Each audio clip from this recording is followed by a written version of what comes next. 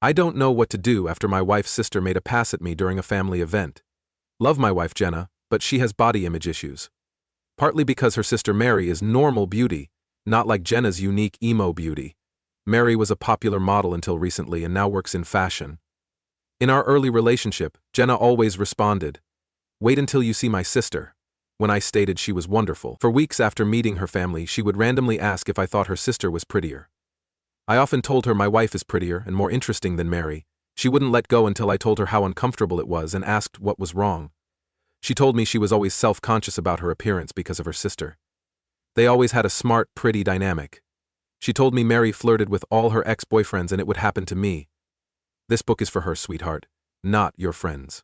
I said I would never cheat on anyone, let alone her sister, but she cried and begged me not to. No lady compares to my wife, whom I've adored forever. I assumed her flirting showed her insecurity, but I was wrong. Mary always touches me and makes body comments when we visit my wife's family. Everyone feels uncomfortable, especially my wife, and I've told her. After cooling, she'll try again. For 6 years.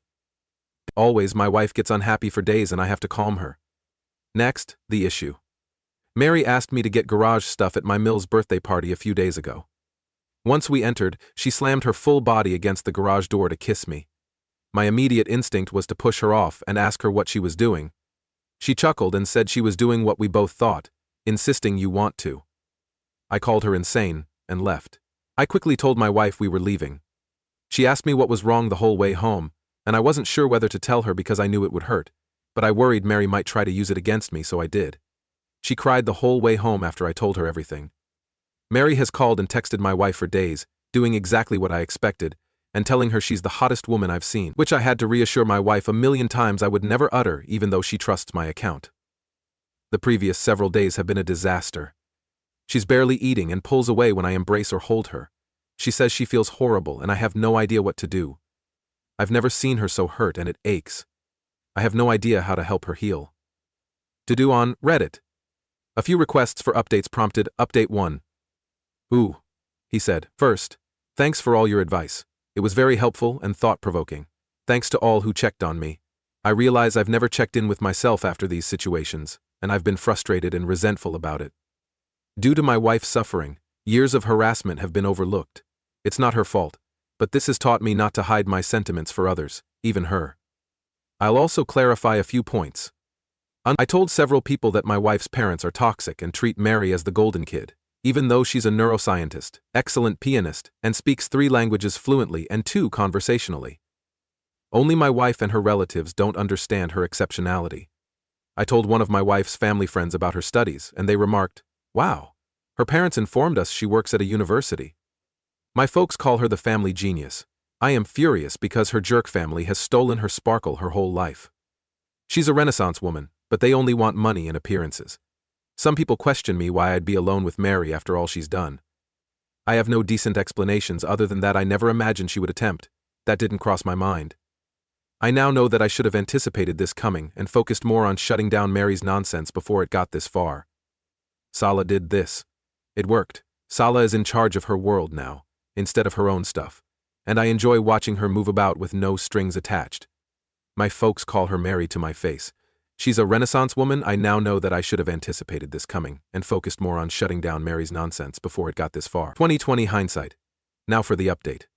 The night I posted, I told my wife that I would accept her attempt to mend her friendship with her sister, but that I don't feel comfortable around her for the foreseeable future. Mary has always been jealous of my wife, since she is ugly and has no substance, whereas my wife has substance. I told her that her family is toxic and has put her down her whole life, but she can choose if she wants them. The point is, she can do that because there is no substance. She is not toxic. I informed my wife that while I don't blame her for her emotional reaction, she needs to work on her insecurity to improve our relationship. Mary assaulted me and has been sexually harassing me for years. But I've put aside my feelings about this because of how it impacts me, which has prevented me from seeking the care I need. I informed her that her reaction punishes herself and me for her sister's behavior, and that she shouldn't have that authority. She didn't know what to do for herself when she ran away. She was in shock and in an orphan. I also told her something a commenter said that touched me. Only she and her family have deemed her second best. All others see her as she is. She cried throughout and accepted to therapy to address her insecurity. We found a body image/self-esteem therapy for her individually, and we're looking for a couples therapist. My wife told her parents and sister what happened, and that she would contact them if she wanted to rebuild their relationship. We blocked them all, but Mary has been flooding my relatives and friends with gibberish, alleging I attacked her, am a drug addict, and mistreat my wife. Thankfully, nobody believes it. My wife is still depressed, but things are improving. I like that she's eating, sleeping, and cuddling with me in the mornings again. Now I'm organizing a weekend surprise getaway for us. I'll wine and dine her at one of our favorite restaurants and make her feel like the queen she is. Thank you again for your assistance. Thanks for helping me comprehend the problem and connect with my feelings. Your superior. I've gotten so many questions concerning Mary's identity that I won't say. She never made headlines, but she made a living modeling for a decade, so fashion people must have known her. I have no idea how that universe operates. Emo, no matter how many names you drop, you're not renowned without a Wikipedia page. I also got loads of silly comments calling me a simp, which I can't dispute with. I'm a wife pleaser. She's coolest. Please discover a love that makes you feel this way. I suppose that's it. The update is here. My wife liked the getaway weekend, we had fun, and she felt like herself again. After we returned, things were quiet for a few days, so we hoped Mary had given up. But I remained worried. Many of you warned me that Mary would interfere with my work, and while I originally rejected it, I approached my employer just in case. After over 10 years at the same job, she's heard me complain about Mary, so I didn't have to explain. My employer promised me that she knew my true character, and would inform me if Mary tried anything. As you anticipated, Mary tried to call my supervisor a few days later. Here's what he said. Mary said that I was a predator, and that she had proof that I assaulted her. Mary's manager requested her to prove her charge, which was severe. My supervisor wanted Mary to send the video of the entire incident, which she said was filmed. Mary panicked and stated the police had it, so my supervisor requested her to send the report. After Mary mentioned it had a lot of sensitive information, my employer ordered her to redact and submit it. Mary didn't feel comfortable with it, and my employer informed her she couldn't act against an employee solely on strangers' word of mouth. Mary snapped at her about victim blaming and hung up. Unfortunately, that wasn't enough. Mary accidentally emailed the office a dick pic from my personal account on Wednesday. It's unlikely that my in-laws would hack me, but I may have left my email logged in on one of their devices. It's irrelevant, but she chose the weirdest looking dick I've ever seen. I've played team sports my whole life and have seen many dicks, but this was different. It's interesting to imagine Mary searching for disgusting penis and sorting through hundreds of images to discover you, rationalized. Thank goodness staff was unexpectedly understanding when I apologized. It has been a good bonding experience with my coworkers. I didn't think I was highly liked in the office, but everyone has been so friendly to me, which means a lot. We had to escalate legally at this point. I wanted to resist, but she insisted. A lawyer buddy helped my wife and me write a cease and desist letter detailing her harassment and the financial and emotional harm it causes. My wife then emailed Mary and my in-laws a copy of the letter, and warned them we would take criminal and civil action if her harassment persisted. Later, my wife's mother called her crying and asked her to leave Mary alone. My wife calmly emphasized that Mary is solely responsible for this issue, and that their parents have always tolerated her bad behavior. She uttered something she later regretted but was gutsy. Mary will lock you two in a care home and steal your money when she can, and you deserve it. After her mother's reaction, my wife is determined to split off her family. After Friday, Mary's closest friend and my brother wrote a Facebook message on Sunday saying Mary will leave us alone and we shouldn't sue her. I advised my brother not to reply. Then sat and savored the thought that Mary was out there freaking out about facing the consequences of her actions. The feeling must be weird for her. Since then, the grapevine hasn't spoken. Things seem to be returning to normal. My wife starts treatment next week and couples therapy in a month or two. She wants to work on herself first. She's also taking a break from work to rejuvenate. I'm proud of her for sticking up for herself with her family and prioritizing her mental health. Thank you again for your suggestions. This was messy, but it would have been worse without you. Update 3. I entirely forgot about this account until today, when I returned to discover so many comments and messages requesting an update. I'm touched by how many people care about this and want the best for me and my wife. Just a little update. / I don't want to do this often, and the original situation has settled sufficiently that I hope this is the end. Mary and my in-laws have mostly abandoned us. My mill still attempts to contact my wife occasionally, but she's told her family that if they don't say I'm sorry, she won't talk. The past 6 months have made my wife a badass. She has made great progress in therapy and is gaining confidence. This goes beyond her family. She asserts herself better at work, with strangers, with friends, etc. Her tolerance for my crap has even waned. I'm pleased of her for urging me to stop doing that nonsense, like leaving my socks around the house. Because she can express her wants and expectations without guilt, I am becoming a more responsible and helpful spouse, and I can talk to her without my emotions taking over. My earlier posts didn't address this. My wife struggles with rejection sensitivity outside the family. If I suggested a modification, her emotional reaction to feeling like she did something wrong would be severe, and instead of solving the problem, she would focus on regulating her emotions. Now my wife has solid coping tools to talk about the situation without feeling like the problem. And the largest change, a pregnant woman, we're having a girl in February. Excitement has me peeing my pants. She will be loved and taught she is more than her looks. Her parents will adore each other and solve problems together, breaking the toxic cycle. Jenna's family doesn't know, and she's unsure when to tell them. If she does, there will be strict limits on their involvement in our daughter's life. Family treatment will begin. For now, she has one set of grandparents who will die for her. More than enough. My family is very supportive and thrilled for us. Things are looking better than ever, that's all. I appreciate your support on this adventurous voyage. Update 4, new. Hello everyone. I've asked for advice here before and you've all been great, so I could use some again. Jenna and I had our first daughter in February. She rocks and we're doing well. To be near my family, we moved from Jenna's home state, NY, to mine, MA. They've been great with the infant. After breaking touch and blocking them everywhere, we haven't visited Jenna's relatives or told them about the baby. My Mill and Phil sent us a letter yesterday. We have no idea how they got our address. My Phil has late-stage cancer and may die in weeks. In-laws apologized for how they handled Mary. They also apologized for how they've treated my wife all her life.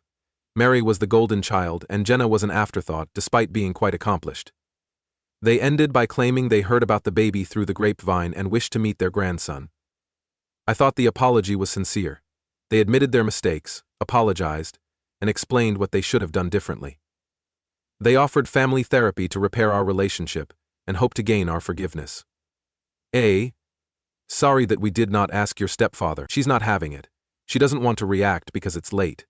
She also thinks they're lying about Phil's disease to force us to reconcile so they can meet the baby.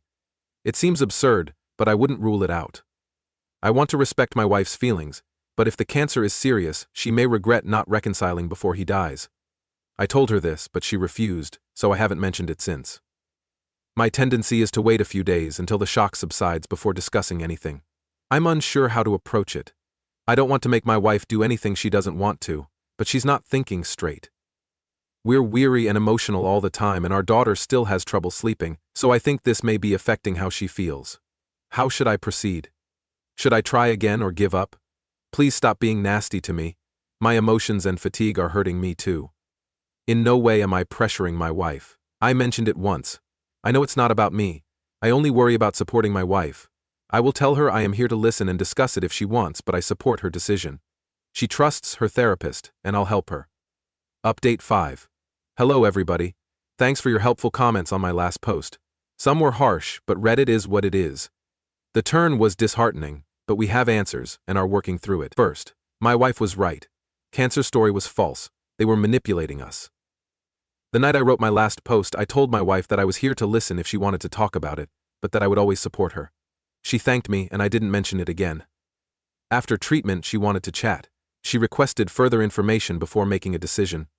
She carefully asked a trusted mutual link to confirm the cancer. They said my Phil was healthy and my in-laws are planning a European vacation for August and inviting us.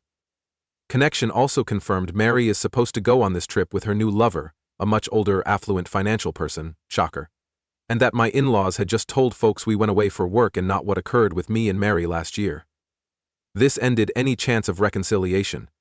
Jenna was angry than ever when we discovered this. The gall of lying about terminal cancer to get my wife to forgive them.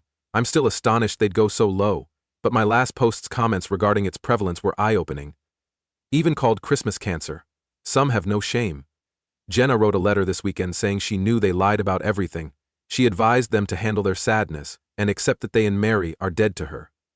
She also mentioned that if they contact again, a lawyer will write. She said writing the letter was healing, so that's one little blessing. We wondered who notified them about the infant and provided them our address. You can discover the address in public records, but we're very careful with the infant. Our contact didn't know about her till Jenna called. We trust them and didn't want to risk it returning. Jenna told my parents what happened at dinner a few days earlier. Seeing my mother avoid eye contact made my heart sink. I asked her if she had contacted them, and she started crying, saying she couldn't imagine not knowing her grandchildren and wanted us to recover and be a family. My dad was surprised and disappointed that she contacted out. I went crazy while Jenna shut down and looked blank. I don't remember half of what I said. But I ended by stating she'd now know what it's like to not see her granddaughter, like my in-laws. She thanked me, and we went immediately with the baby, disregarding their calls and texts and my siblings. Both of us feel betrayed and heartbroken. I never imagined my mother breaking our trust. We're near. She adores Jenna and the baby. My family knows what happened with the in-laws. Can't claim ignorance. Jenna advises us not to rush to cut them off, even if we're taking up their space. She believes my mom was not malicious and is willing to give her another chance, especially because she's been supportive of me and my wife until today. I know she's correct, but it's too fresh and I'm angry. My family is appreciative of our request for space. We'll chill off over the weekend before planning next measures. Thankfully, our lovely little chubby grub smiles and makes amusing sounds, so it's impossible to stay sad or in your head for long. Paige, though restoring trust with my mom will be difficult, I'm hopeful that things will work out. Thank you again for helping. As instructed, I emailed Jackson's workplace about his relationship with April. I knew airing our bad laundry wouldn't make him feel better about betraying me, but I did it for his coworkers. I told you everything Jackson informed me about their affair in my email, including that it had lasted months. I mentioned seeing April flirt with older men at business events.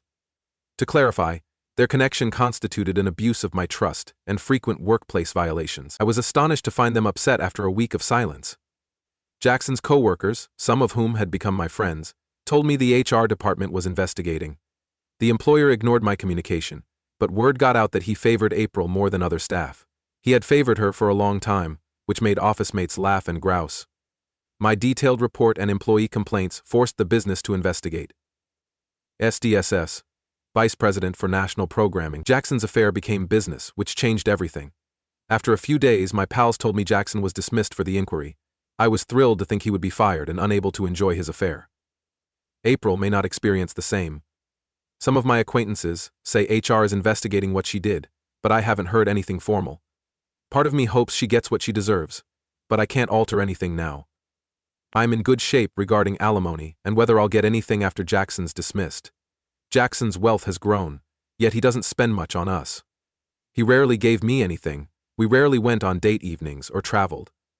Now I know the warning indicators were always there. I just didn't see them. Right now, I'm only considering ending the divorce. We'll do everything to receive what I deserve. And to take less is unfair after what I've endured.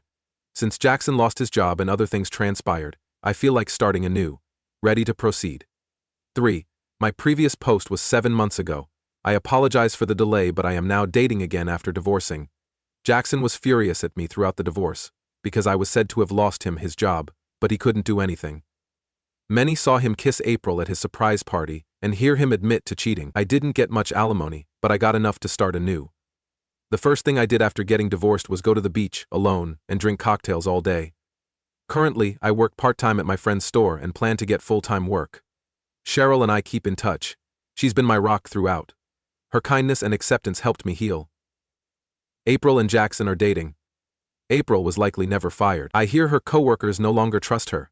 Most don't appear close to her anymore, because they don't want to be associated with a major company issue.